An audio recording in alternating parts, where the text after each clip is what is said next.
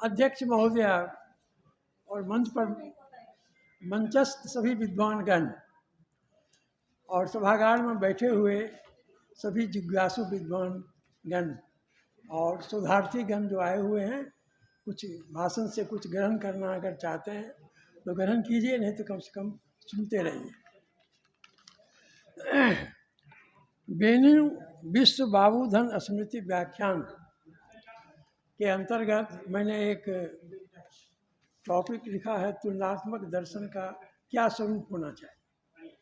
क्योंकि आज प्राय लोग तुलना की बात बराबर करते हैं कि राजशाही अच्छा है कि डेमोक्रेसी अच्छा है, दोनों में तुलना करते हैं।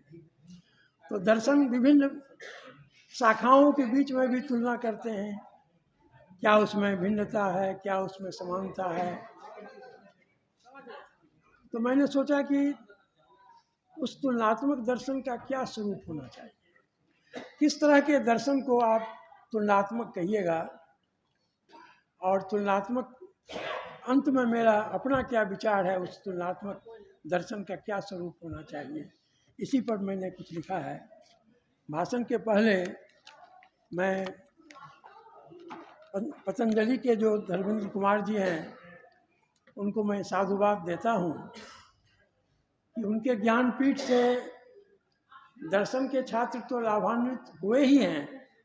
यूपीएससी में उन्होंने कम्पीट किया है उनके यहाँ से पढ़कर या उनके यहाँ से नोट लेकर, लेकिन सबसे अधिक लाभान्वित हुए हैं साइंस के विद्यार्थी, जिन्होंने कभी दर्शन पढ़ा नहीं, लेकिन पहले 2 सब्जेक्ट लिया जाता था, 2 इलेक्टिव था, आप 2 विषय लेना कंपलसरी था इलेक्टिव में, अब 1 हो गया है। इसलिए अब जो प्रतियोगी परीक्षा में जो लोग लेते हैं तब उसकी संख्या घट गई है। क्योंकि मुझे उसका अनुभव है, इसलिए मैं कह रहा हूँ कि दर्शन वाले तो लाभार्थी थे ही, साथ ही साथ नॉन फिलॉसफी वाले भी पतंजलि से पढ़कर बहुत पद को प्राप्त किए हैं। तो मेरा विषय है, इधर सब पीछे कीजिए ना, आवाज़ें नहीं है। हालांकि लोग सब चले आवे तो हम लोगों को तो आदत है 50। हेलो, नहीं आवाज़, इससे तो हम बैठ के भी बोल सकते थे। हाँ जी, हैं वहाँ बैठ के बोले जी, ठीक है, ठीक नहीं। हेलो, हेलो, हेलो, हेलो,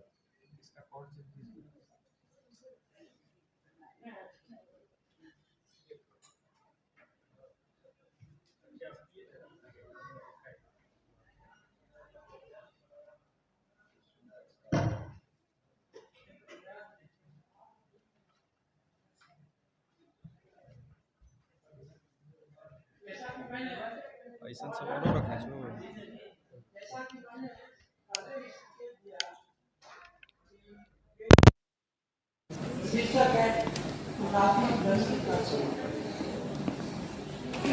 तुलनात्मक दर्शन का अर्थ निरूपण प्रायः व्युत्पत्ति एवं भाषा शास्त्रीय आलोक में किया जाता है।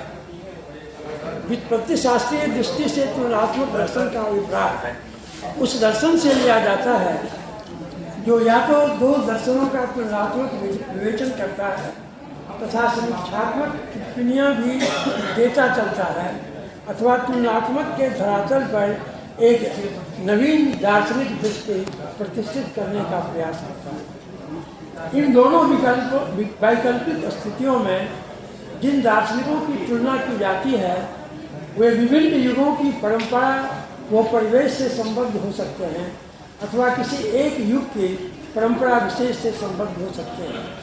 प्लेटो तथा अरस्तु, डेकार्ट एवं स्पिनोजा, लॉक एवं बर्कले आदि दार्शनिकों के विचारों का तुलनात्मक अध्ययन इस विधा का एक उदाहरण माना जा सकता है। किंतु आधुनिक संदर्भ में देखें तो तुलनात्मक दर्शन का यह परंपरागत रूप संशोधन, परिष्करण तथा परिमार्जन की अपेक्षा रखता है। मेरे मानस पटल पर अब यह प्रश्न प्रमुख रूप से उभर रहा है कि तुलनात्मक दर्शन के अर्थ निरूपण एवं स्वरूप निर्धारण की दिशा कैसी हो कि इसके महत्व, उपयोग और प्रयोजन में न तो किसी प्रकार का संकुचन हो पाए, न ही इसकी प्रासंगिकता उपेक्षित सी हो जाए। जिस प्रकार तुलनात्मक धार्मिक मीमांसा कोई ऐतिहासिक स्थापित धर्म नहीं है, उसी प्रकार तुलनात्मक दर्शन भी कोई पृथक दर्शन तंत्र नहीं है। तुलनात्मक दर्शन एक व्यापक एवं ठोस दर्शन तंत्र की संरचना का एक सबल एवं सार्थक साधन उसी प्रकार बन सकता है जिस प्रकार तुलनात्मक धर्म मीमांसा एक नवीन, व्यापक एवं सम्यक धार्मिक दृष्टिकोण के आधार पर आधुनिक मानव की आशाओं और आकांक्षाओं के अनुरूप एक समेकित एवं समन्वित स्वस्थ मानवीय दृष्टि को उभारने में सहायक सिद्ध होती है। वस्तुतः तुलनात्मक दर्शन एक दार्शनिक विधा है तथा अन्यथा तुलनात्मक अध्ययनों से इसे सर्वथा पृथक समझना चाहिए। अन्य तुलनात्मक अध्ययन यथा तुलनात्मक पुराकथा शास्त्र, तुलनात्मक संस्कृति शास्त्र, तुलनात्मक भाषा विज्ञान, तुलनात्मक अर्थतंत्र आदि मुख्य रूप से तुलनात्मक विवरणिका भर प्रस्तुत करते हैं। किसी दिशा अथवा संभावित व्यवस्था की मूल्यपरक व्याख्या का आग्रह इनमें शायद ही रहता है। इसके विपरीत तुलनात्मक दर्शन का क्षेत्र तथ्यों के साथ साथ मूल्यात्मक आकांक्षाओं को भी समेट लेता है। इस प्रकार यह उपर्युक्त अध्ययनों के सहयोग की अपेक्षा तो रखता है, परंतु इनके साथ अपना तारतम्य, अपना तादात्म्य स्थापित नहीं कर सकता है, क्योंकि तुलनात्मक दर्शन एक विधा के रूप में मुख्यतः विभिन्न विचारधाराओं से संबंधित है, न कि भाषाओं, परंपराओं या संस्कृतियों से।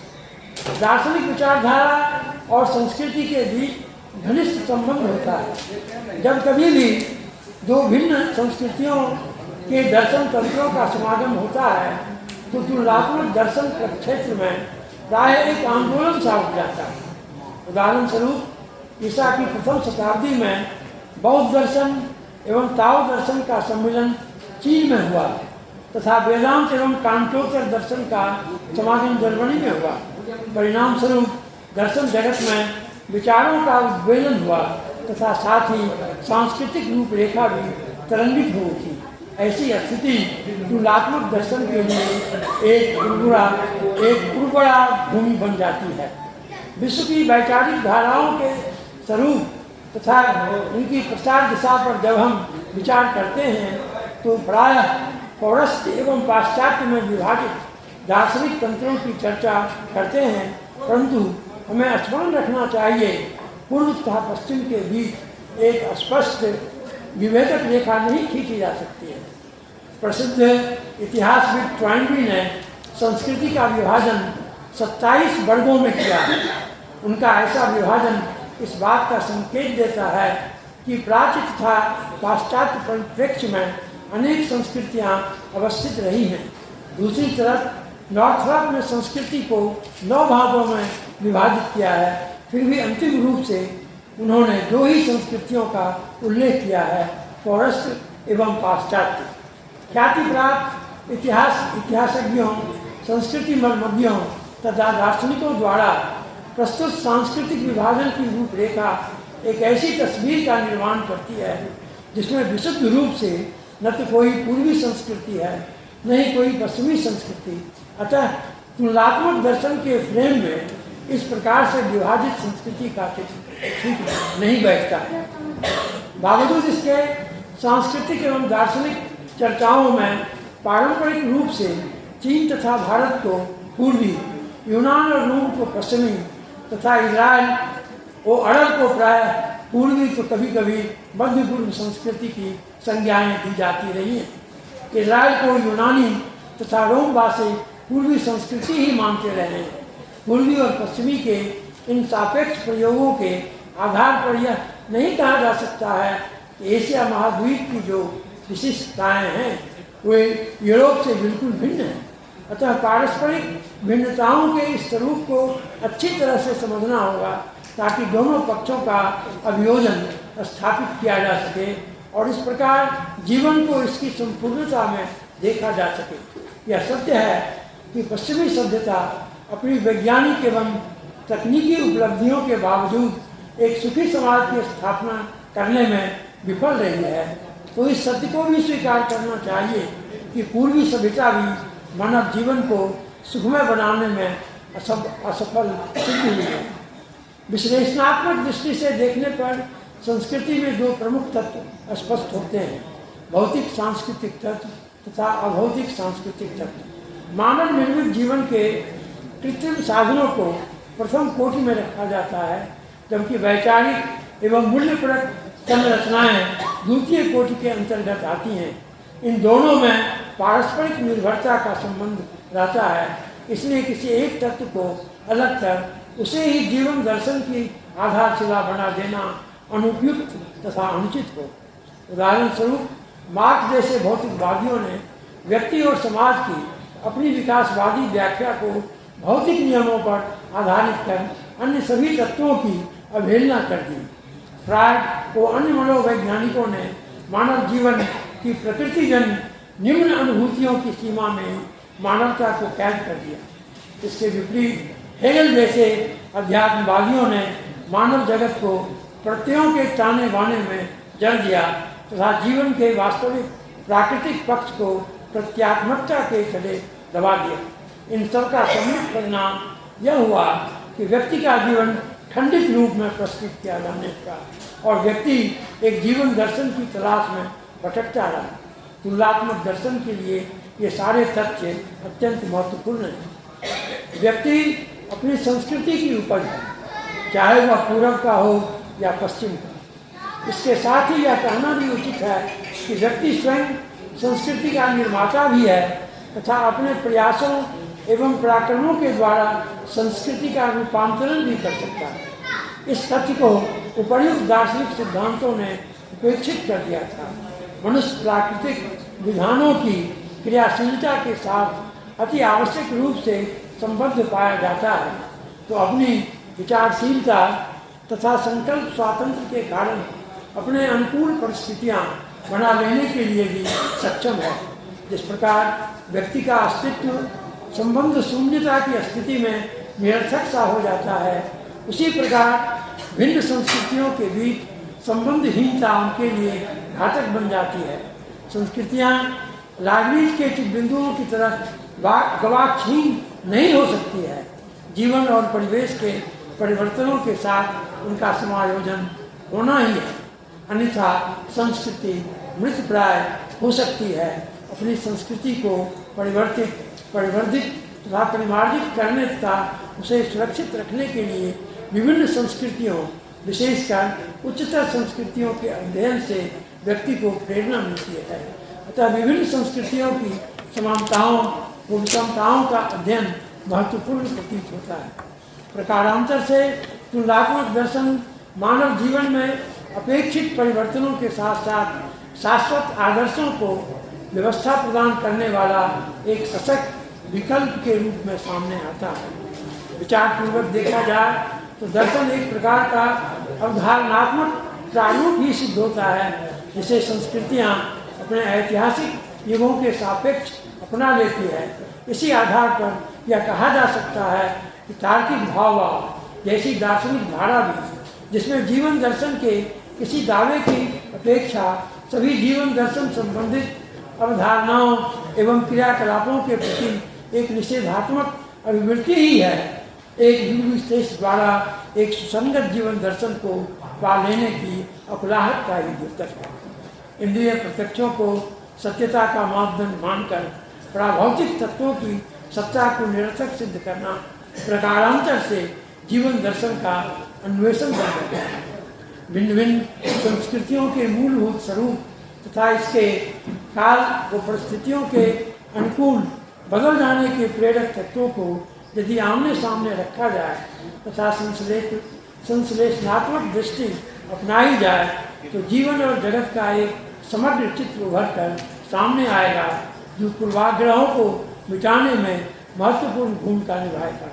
भारतीय विद्वान पीटी राजू इस संदर्भ में अपने आशावादी दृष्टिकोण को अभिव्यक्ति देते हुए कहते हैं कि जब हम विभिन्न संस्कृतियों के दर्शन का अध्ययन करते हैं तो हम यह जानने का प्रयास करते हैं कि भिन्न विचारधाराएं किस प्रकार कालांतर में जीवन की बौद्धिक आधारशिला बन गई, किस प्रकार इन्होंने विश्व का समग्र चित्रण प्रस्तुत किया, किस प्रकार ये मानव जीवन का पूर्ण प्रारूप बन गई तथा किस प्रकार इन्होंने जीवन यापन की समेकित प्रविधि का निर्माण किया।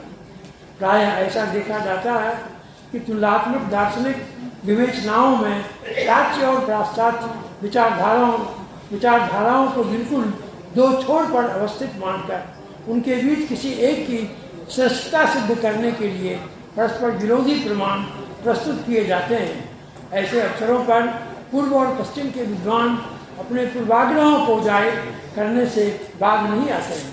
पाश्चात्य चिंतक भारतीय अथवा पूर्वी दार्शनिक विचारों को दर्शन के अंतर्गत शामिल नहीं करते हैं और इसके लिए उनका तर्क यह है कि भारतीय विचार धार्मिक एवं रहस्यवादी प्रलापों के अतिरिक्त कुछ नहीं है, क्योंकि इनमें मनुष्य के वर्तमान जीवन के लिए कोई स्थान नहीं है, परंतु ऐसी मान्यता भ्रामक है। उदाहरण स्वरूप आधुनिक काल में विश्व को एक सतत प्रवहमान घटना चक्र माना जा रहा है, जिसकी पूर्व कल्पना आचार्य शंकराचार्य ने कर ली थी। एकस्यापि कुटस्थस्य चित्त तारतम्यात् ज्ञानेश्वर ज्ञानाम अव्यक्ति प्रेम भूयसी भवति। इसी प्रकार धर्म अर्थ काम और मोक्ष, ये चार पुरुषार्थ व्यक्ति के व्यक्तित्व में भौतिक तथा आध्यात्मिक पक्षों की समन्वयात्मक संतुष्टि की आवश्यकता पर बल देते हैं।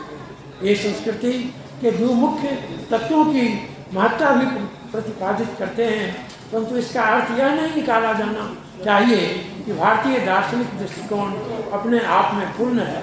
इसलिए पाश्चात्य आधुनिकता के तत्वों का भारतीय विचार भूमि में पुनरावेशन की प्रवृत्ति भी अंततः निरर्थक सिद्ध होगी। इन बातों से अलग आवश्यकता है मानव में मानवता की तलाश की। इस संदर्भ में डॉक्टर अल्बर्ट श्वेट्जर का विचार है कि पाश्चात्य तथा भारतीय दार्शनिकों को एक दूसरे के विचारों का विरोधी को निम्न समझने की प्रवृत्ति छोड़ देनी चाहिए।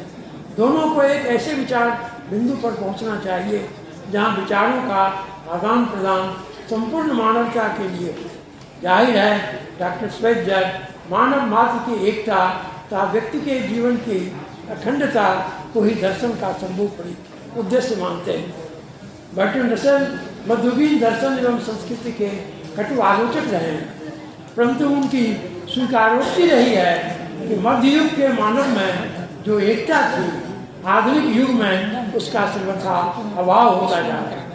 आज के व्यक्ति का जीवन अंतर्विभाजन से आवेशित होता जा रहा है तथा खंडित दृष्टि के प्रभाव में वह दिशाहीन जीवन ढोए जा रहा है। परिणाम स्वरूप जीवन का समेकित रूप नष्ट हो रहा है। व्यक्ति का जीवन अज्ञेय के कटे द्वीप के समान बनता जा रहा है, जिसका मुख्य धारा से परिसंवाद धूमिल होता जा रहा है। जीवन की दिशाहीनता निरुद्देश्यता को जन्म देती है। निरुद्देश्यता सारी प्रेरणाओं को कुंठित कर देती है। कुंठित प्रेरणाएं जीवन शून्यता उत्पन्न करती है और तब व्यक्ति एक जिंदा लाश भर बनकर रह जाता है। अतः एक जीवंत मानव जीवन के लिए एकीकृत जीवन दृष्टि तथा समीकृत मानक अस्तित्व की सर्वाधिक आवश्यकता है। अतः एकता का सतत अन्वेषण करना हमारा दायित्व बन जाता है। चीन, प्राचीन भारत एवं मध्ययुगीन यूरोप में जिस एकता की स्थापना की गई वह अपूर्ण तथा अनुपयुक्त थी।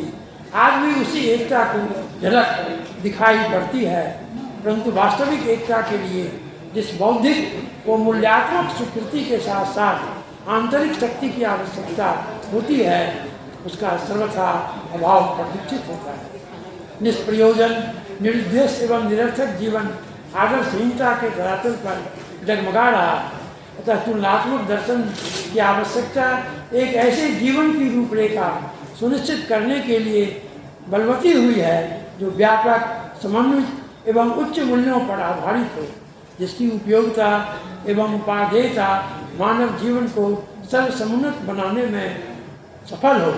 विज्ञान एवं प्रौद्योगिकी के इस युग में जब मानव की अहमियत हाशिए पर आ गई है, तुलनात्मक दर्शन का केंद्र बिंदु मानव दर्शन का अध्ययन होना चाहिए।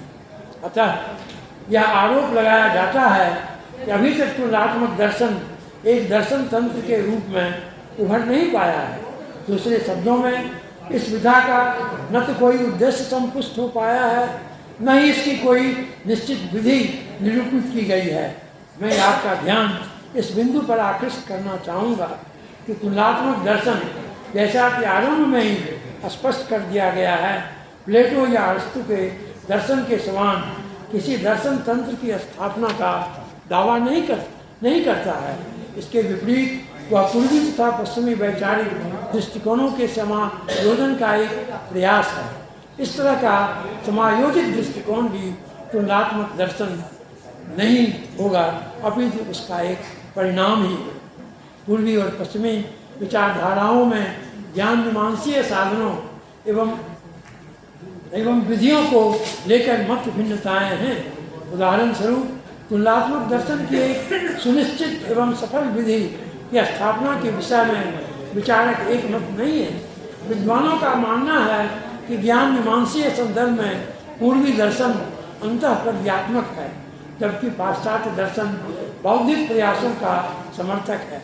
यहाँ मैं आपको एक बार फिर स्मरण कराना चाहूँगा कि सत्य के ज्ञान के प्रति जिज्ञासा सार्वभौमिक है। यह किसी एक क्षेत्र, युग अथवा संस्कृति के धरोहर नहीं है। यही कारण है कि कुछ थोड़ी भिन्नताओं के साथ विचारों के स्वरूप देश काल की सीमाओं का अतिक्रमण कर अपनी एक रूपता प्रदर्शित करते हैं। इसी प्रकार ज्ञान के साधन भी अलग अलग भूखंडों में विभाजित नहीं रह सकते हैं। बुद्धि, इंद्रिय, अनुभव, अंतःप्रज्ञा आदि ज्ञान मीमांसीय स्रोत किसी एक दार्शनिक तंत्र में कैद नहीं हो सकते हैं। अतः भारतीय ज्ञान मीमांसा को अंतः प्रज्ञात्मक तथा पाश्चात्य दर्शन को बौद्धिक कहना समीचीन नहीं जान सकता है।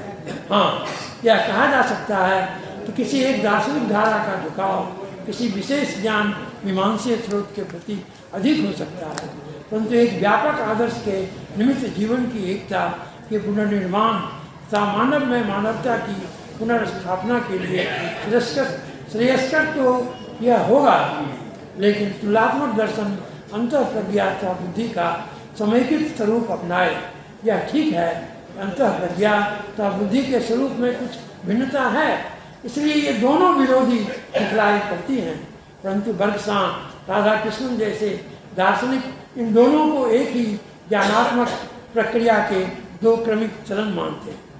कुछ विद्वानों ने तुलनात्मक दर्शन को एक प्रकार का दर्शन तंत्रों का फेनोमेनोलॉजी कहा है। इस प्रकार का दृष्टिकोण पॉल मार्सन हॉर्सेल की रचनाओं में पाया जाता है। ये फ्रांस के प्रत्यक्षवादी समाजशास्त्र से प्रभावित हैं। कि स्वान भी तुलनात्मक दर्शन को एक प्रकार का फेनोमेनोलॉजी मानते हैं, फिर भी इन दोनों के दृष्टिकोणों में पर्याप्त अंतर है। मार्सन हॉर्सेल के अनुसार दर्शन समृद्धि है और तुलनात्मक दर्शन इस समृद्धि का अध्ययन कर दार्शनिक के परिवेश के साथ उसके संबंध को निर्देशित करता है। उदाहरणार्थ, इसमें इस बात का लेखा जोखा प्रस्तुत किया जाता है कि सुकरात, कन्फ्यूशियस अथवा बुद्ध का अपने परिवेश के साथ किस प्रकार का संबंध है। इस प्रकार का तुलनात्मक दर्शन एक प्रकार का वर्णनात्मक प्रत्यक्षवादी अध्ययन सिद्ध होता है।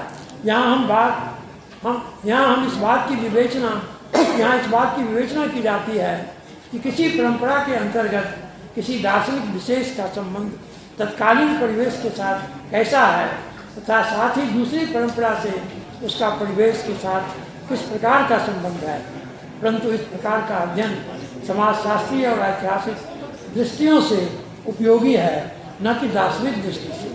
इससे यह निष्कर्ष निकाला जा सकता है कि प्रत्येक विशिष्ट व्यक्ति अपने युग की उपज है, किंतु दार्शनिक दृष्टि से जीवन एवं जगत के स्वभाव तथा स्वरूप का निर्धारण अधिक महत्वपूर्ण है, क्योंकि इससे जीवन का सच्चा स्वरूप स्पष्ट हो पाता है। यदि दर्शन का यही उद्देश्य प्रमुख है तो कहा जा सकता है कि तुलनात्मक दर्शन फेनोमेनोलॉजी मात्र नहीं हो सकता है, यद्यपि यह विभिन्न सांस्कृतिक परिवेश में स्थित दर्शन तथा दार्शनिकों को समृद्धि के रूप में देखता है। दार्शनिकों से इस बात की अपेक्षा की जाती है कि वे इस तथ्य पर प्रकाश डालें कि भिन्न भिन्न परंपराओं के भिन्न भिन्न दर्शन मानव एवं विश्व के स्वभाव निर्धारण में कहाँ तक सफल व सार्थक हुए हैं।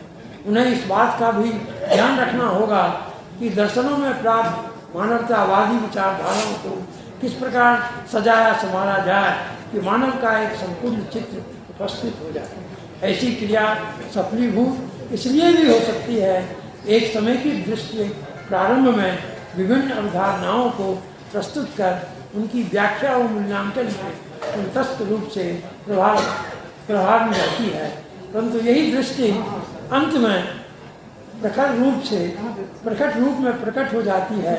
इसी आधार पर कहा जा सकता है कि सभी दार्शनिक धाराओं में मानव का यह शुद्ध स्वरूप उभयनिष्ठ इकाई के रूप में उभरता है। इसी परिप्रेक्ष्य में सभी दर्शनों का मूल्यांकन होना चाहिए, क्योंकि सृष्टि के रहस्य को मानव के इसी स्वभाव के आलोक में उद्घाटित किया जा सकता है। अब तुलनात्मक दर्शन का जो स्वरूप सामने आता है उसे मात्र फेनोमेनोलॉजी तक ही सीमित नहीं रखा जा सकता है।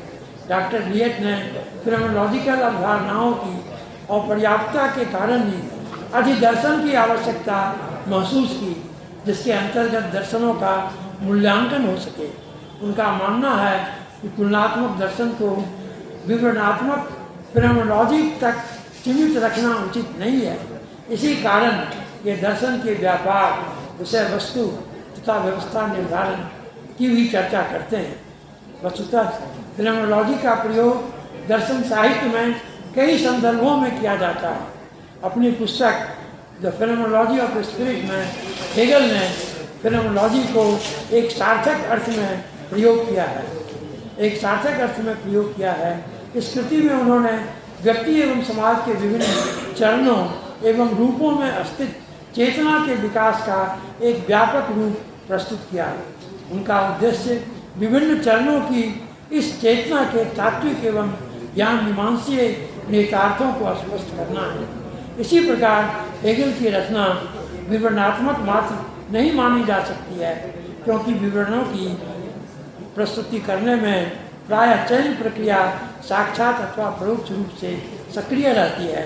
यह चयन तत्व विवरणों को विशिष्टता प्रदान करता है।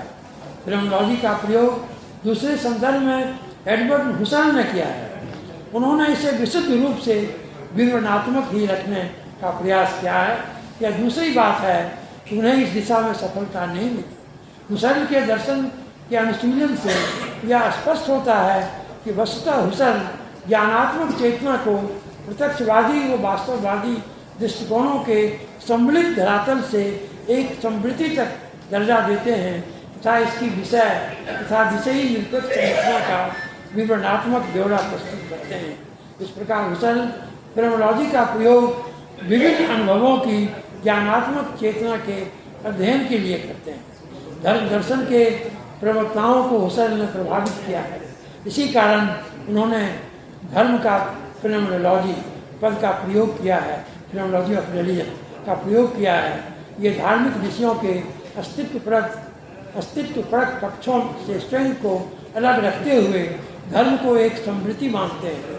उनकी मान्यता है कि चूँकि धर्म अनेक हैं, इसलिए एक धर्मावलंबी व्यक्ति के लिए यह अत्यंत कठिन कार्य है कि अन्य धर्मों की मूल भावना तक पहुँचे तथा इसके अस्तित्वपरक पक्षों का मूल्यांकन करे।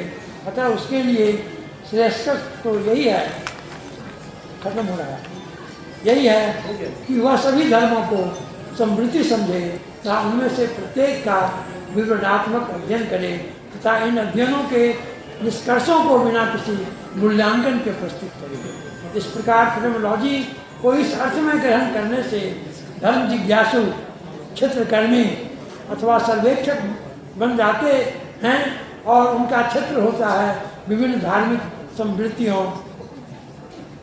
परंतु यहाँ एक प्रश्न उपस्थित होता है और इस पर ध्यान देना भी आवश्यक है। किन बातों को धार्मिक संवृत्ति कहा जाए, इसे एक उदाहरण से स्पष्ट करें। क्या शीतला माता के मंदिर में भेंट चढ़ाना हिंदू धर्म का आवश्यक तत्व है? क्या सांता क्लॉज के उपलक्ष्य में अवकाश ईसाई धर्म का आवश्यक अंग है? पुनः यदि ईसाई धर्मावलंबी अपने धर्म की व्याख्या भिन्न भिन्न प्रकार से करते हैं तो इनमें से किस व्याख्या को ईसाईयत की सच्ची व्याख्या के रूप में स्वीकार किया जाए? इनसे भी अधिक महत्व वाला एक दूसरा प्रश्न इस प्रकार सामने आता है, किसी संवृत्ति को सामाजिक, राष्ट्रीय अथवा ऐतिहासिक संवृत्ति की अपेक्षा धार्मिक संवृत्ति की संज्ञा देने का आधार क्या है? हेगल के संदर्भ में फिनोमेनोलॉजी पर विचार करते हुए हमने देखा कि किसी भी विवरणात्मक प्रक्रिया में मूल्यात्मक अभिवृत्ति अप्रकट रूप से विद्यमान रहती है।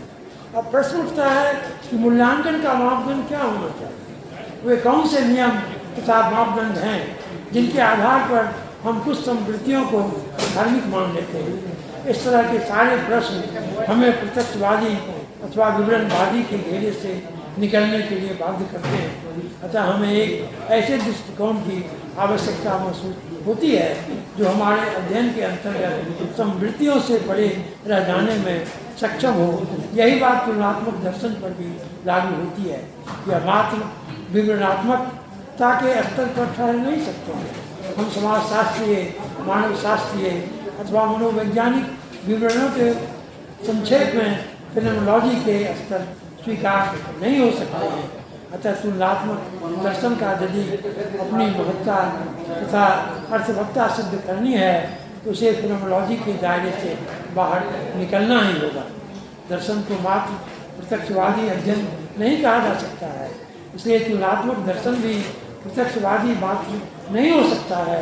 यदि दार्शनिकों में कुछ प्रत्यक्षवादी हुए हैं या होते हैं कि तुलनात्मक दर्शन के कुछ अध्येता भी प्रत्यक्षवादी दृष्टिकोण वाले हो सकते हैं, परंतु क्या दर्शन का स्वरूप विवरणात्मक मात्र ही हो सकता है? यदि ध्यानपूर्वक देखा जाए तो तथ्यात्मकता पर आधारित वर्गीकरण लक्ष्योन्मुख विज्ञान भी संगत रूप से विवरणात्मक मात्र नहीं रह सकते हैं। तो फिर दर्शन का विवरणात्मक मात्र कैसे मान लिया जाए, जबकि उसका लक्ष्य तथ्यों के अध्ययन के साथ मूल्यपरक परीक्षण भी है। विश्लेषणात्मक विधि से यदि विवरणात्मकता पर विचार करें तो यह स्पष्ट होता है कि विवरण नाम तथा संप्रतियों के माध्यम से संभव होता है, परंतु जब तक हम संवेदनाओं तथा प्रवृत्तों तक नहीं पहुंचते हैं तब तक न तो विषयी निश्चितता से अपने को अलग कर सकते हैं और न ही वस्तुओं को तार्किक और तात्विक रूप से मूल्यों के साथ जोड़ सकते हैं। यदि हम तार्किक प्रक्रिया में संप्रत्ययों यथा कुर्सी को लेकर चलते हैं तो हम वस्तुतः संज्ञाओं का प्रयोग करते हैं। इसके साथ ही हम परोक्ष रूप से इस बात का निर्धारण करते चलते हैं कि किन वस्तुओं को कुर्सी कहा जाए। तथा हमारा संबंध सर्वव्यापी से रहता है जो मूलतः प्रत्यय अथवा आदर्श को सूचित करते हैं, क्योंकि इनमें किसी वस्तु को कुछ नाम देने का मानदंड भी निहित रहता है। आगमनात्मक प्रक्रियाओं के संदर्भ में भी एक तार्किक प्रश्न उठाया जाता है। हम वर्गीकरण तथा सामान्यीकरण के लिए एक विशेष वस्तु समस्या का ही चुनाव क्यों करते हैं? उदाहरण स्वरूप एक वर्गीकरण विशेष के लिए राम, मोहन, सोहन आदि को ही क्यों लेते हैं, जबकि घोड़ा, हाथी, पक्षी तथा मछली को बहिष्कृत क्यों कर देते हैं? क्या इस चयन क्रिया में कोई मूल्यात्मक कारक प्रभावकारी है? पुनः यदि हमें पूर्ण ज्ञान न हो कि मनुष्य क्या है तो हम राम, मोहन, सोहन को एक साथ रखकर उनका वर्गीकरण मनुष्य के रूप में कैसे कर सकते हैं? दूसरी तरफ यदि हम इन व्यक्तियों पर एक साथ विचार न करें तथा इनके बीच समानताओं का निरीक्षण परीक्षण न करें तो फिर पूर्व ज्ञान की संरचना कैसे संभव है। यह चक्रीय स्थिति इस बात का संकेत देती है कि सरल वर्गीकरण, सामान्यीकरण तथा विवरण में भी मूल्यपरक चिंतन की आवश्यकता होती है। अतः शुष्क विवरणता को ही दार्शनिक क्रियाकलाप का सार मान लेना तार्किक रूप से भी असंगत तथा अनुचित सिद्ध होता है। इस आधार पर तुलनात्मक दर्शन विवरणात्मकता के फ्रेम में नहीं अटता है। वस्तुतः तुलनात्मक दर्शन का सर्वप्रमुख तथा सुस्पष्ट लक्ष्य है मानव हित। इसे यह तय करना है कि मनुष्यों के व्यक्तित्व के पूर्ण विकास के द्वारा इनमें सुख और आनंद संतुलित करने के कौन से सार्थक मार्ग हैं। सर्वांगीण विकास के अंतर्गत मानव जीवन के सारे पक्ष तथा सभी आयाम आंतरिक तथा बाह्य, वैयक्तिक तथा सामाजिक, ऐहिक और पारलौकिक जीवन के प्रति रुझान व संबद्धता आदि अंतर्निहित है। मनुष्य अपने एक आयामी जीवन से संतुष्ट नहीं रह सकता है। अपार धन संपदा का स्वामी होकर भी व्यक्ति अशांत एवं दुखी रहता है। दूसरी तरफ उच्च आदर्शों के अनुरूप जीवन यापन करने के बावजूद व्यक्ति सामाजिक और जैविक आवश्यकताओं की पूर्ति के अभाव में कष्टमय जीवन जीने के लिए मजबूर हो जाता है। अतः मानव जीवन के विभिन्न आयामों की समन्वयात्मक संतुष्टि के साधनों का अन्वेषण तुलनात्मक दर्शन का उचित उद्देश्य ठहरता है। इसी दिशा में तुलनात्मक दर्शन को स्टैटिक विचार तंत्र के रूप में स्थापित नहीं किया जा सकता है। मानव तथा मानवीयता के उच्चतर आदर्शों का सतत अन्वेषण ही तुलनात्मक दर्शन का वास्तविक स्वरूप है। यह प्रक्रिया देश और काल की सीमा में बंधी नहीं रह सकती है।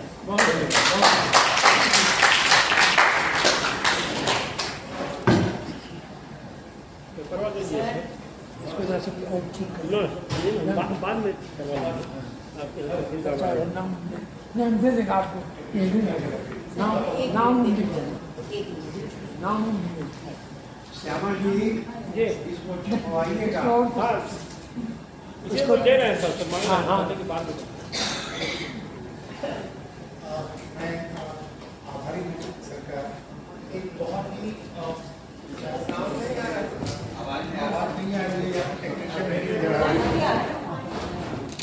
Hello hello